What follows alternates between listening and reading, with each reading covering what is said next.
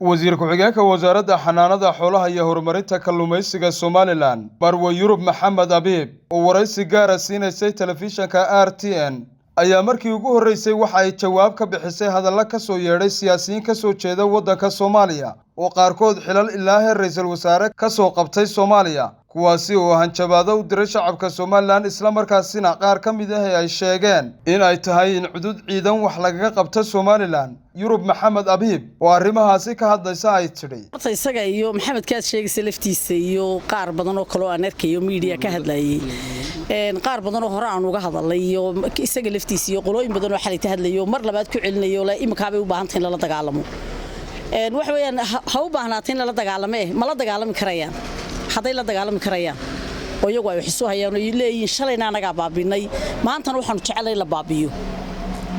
ragii shalayna iska celiyay maantana waxba iskaga tirinaynin baa wadanka ku sugan marka nin iska hadlay meel aan waxba ka qaadi kareynin iska hadlay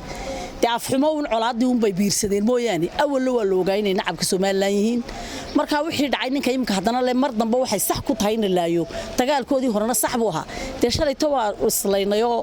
naxasuuqdayo kula dagaalanay anaguna ka guuleysanay laakiin maanta qaran baan maxad ka qaadi kartaa iyo qulun baan leeyahay geesta kale wasiir ku-xigeenka wasaaradda xanaanada xoolaha iyo horumarinta kalluumaysiga Somaliland Marwo Yurub Maxamed Abiib ayaa ka warantay 38 guurada ka soo wareegtay maalintii dhalinyaradii UFO ay dhagaxa kala hor yimaadeen dawladii uu hogaaminayay kaligii taliye Maxamed Siyaad Barre dhalinyaradaasi oo ka socday dugsiyadii sare ee ku yaalay magaalada Hargeysa geesta kale wasiir ku-xigeenka xanaanada xoolaha Somaliland waxa ay fariin u dirtay guud ahaan dhalinyarada ku dhaqan Somaliland waxaana kamid ahaa hadaladeedii bismillaahir rahmaanir rahiim horta maanta UFO ee dhagaxtuurkii 1982 dhacay waa run waa maalintii loo aqoonsaday 20 February run ahaantii waa maalin Somaliland aad iyo aad looga xuso waana maalin qiimo badan u leh dadka reer Somaliland khaasatan dhalinyarada waxaan maanta aan u soo anbabaxnay inaan xuskeeda ka qayb qaadano maalinta dhalinyarada reer Somaliland waayo dhalinyaradu waxa weeyaan dadka ugu faraha badan leh ee maaragtay wadanka ku nool jiilka ugu faraha badan leh marka aad iyo aad baan waxaan baliyeenayaa dhalinyarada reer Somaliland waana maalin xasuus gaar ah kula dadka reer Somaliland waa maalin maxaa la yiraahdaa taliskiyaad garanaysid kale aad u Soomaad gaadhay laakiin xoogiisa iyo awoodiisa lahaa dhalinyaradii reer Somaliland khaasatan reer Hargeysa dhagax ay kaga hortageen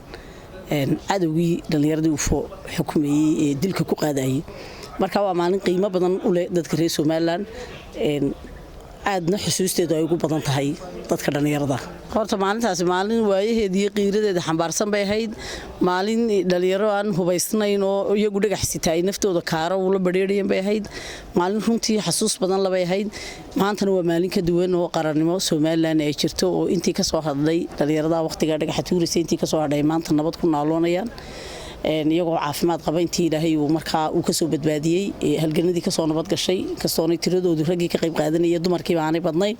inta ka nooli laakiin waxa weeyaan waa maalin difference badan baa u dhaxeeya maalinta iyo hadii maanta la yiraahdo horta dhalinyarada Somaliland waxaan leeyahay noolaada waana hambalyeynaya waxaan leeyahay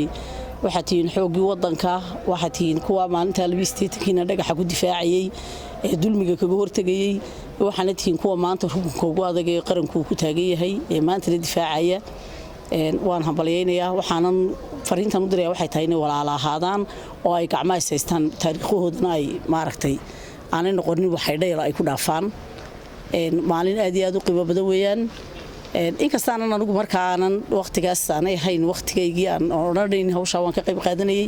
haddana halganadii ka dambeeyay hubaysnaa baan anu ka qayb qaatay wax weeyaan Somaliland maanta alxamdulillah rabbil caalamiin meel fiican bay maraysaa qaranku wax weeyaan maanta wuxuu higsanayaa caalamku higsanayaa meel heer sareyso maraya wallahi inkastoo dad badan wax ka sheegayaan oo cadow badan ay leedahay haddana maanta cadowgeeda loo baqan maayo halka ay maraysaa meel Ilaahay uun baa maanta Somaliland wax yeeli kara ilaahay wax yeeli kara ma jiro Ilaahay wixii cadow ah ka ayaan leeyahay Maxamed Umar Daariq RTN Hargeysa